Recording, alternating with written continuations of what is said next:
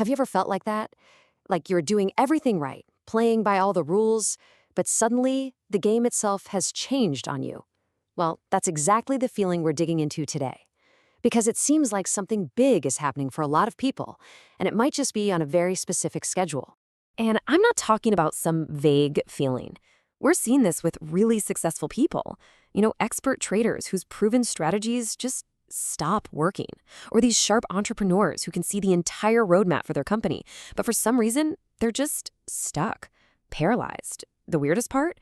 They're not making bad calls. They're making all the right calls and still hitting a wall. So what in the world is really going on here? And this quote, man, it just nails the feeling perfectly. This isn't just burnout. It's not like you just need a vacation. It's this deep, nagging sense that the universe is trying to pry something out of your hands, but you don't even know what it is you're supposed to be letting go of. So what could possibly be causing this? Well, the perspective we're exploring today has a pretty fascinating, maybe even a little unconventional idea. It suggests this isn't random at all. In fact, it's all pointing towards a cosmic deadline, if you will. A moment in time that's forcing a massive shift in who we are. Let's get into why 2026 is being called a forced rebirth.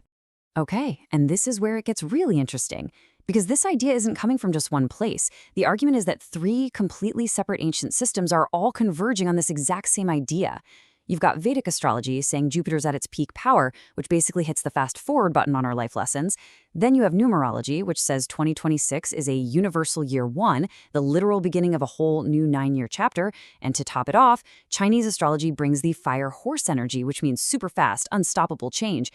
I mean, come on, 3 different roadmaps all leading to the same destination? That's pretty wild.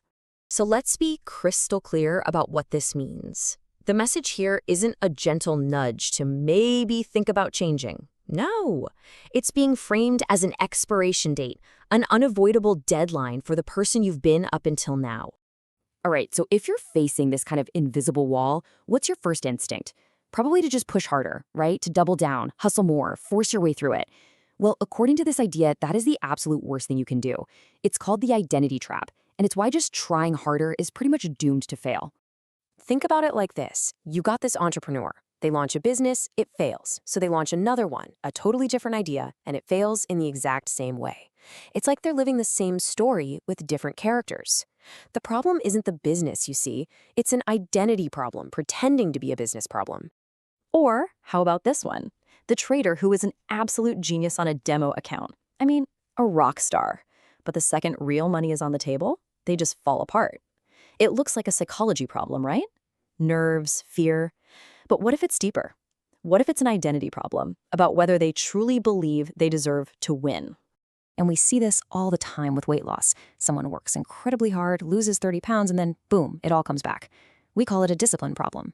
But this framework says, nope, the person's core identity, their self-image, never actually changed, so their reality just reset itself to the factory settings. And this gets us to the absolute core of it all. There are 2 ways to approach change. There's the behavioral way, which is all about what you do. New habits, more willpower, pushing that boulder up the hill every single day. And then there's the identity solution. This isn't about doing more. It's about being different. It's about changing who you are on the inside so the right actions just happen naturally. It's the difference between force and flow. Okay, so if we need to work on this deeper identity level, how do we actually do that? Well, you've got to install a new operating system for how you see the world. Think of it just like that. And this new OS has 3 simple but incredibly powerful layers. See, most of us live life completely backward. We start with what we want to have: the money, the health, the relationship. Then we figure out what we need to do to get it. But we're missing the most important part. The foundation of it all is your state of being. Who you are at your core puts a hard ceiling on what you can do, which then limits what you can have. The whole pyramid is built on being. I love this quote because it makes it so clear. Your identity is like the thermostat in your house. You can have a big goal to make the house 90 degrees, but if that thermostat is set to 68, guess what? It's always going to kick in and cool things back down to 68. That's your standard. It's the classic lottery winner story, right? They get the having part, millions of dollars, but their being, their internal thermostat, is still set to broke, so life just corrects itself right back to their baseline. All right, so we've talked a lot about the problem. Your old identity is expiring. Trying harder is a trap. So what do we do? Let's pivot and talk about the solution. Let's get into the actual blueprint for how to consciously and deliberately build your new self. And you know what? The process itself is surprisingly straightforward. Just 3 steps. First, you have to get crystal clear on what you want. What's the goal? Step 2, you don't just think about it, you have to feel it. What does it actually feel like to already have it? And then, step 3, and this is the real game changer, you characterize the person who is already living that life. And this is way more than just, visualize success.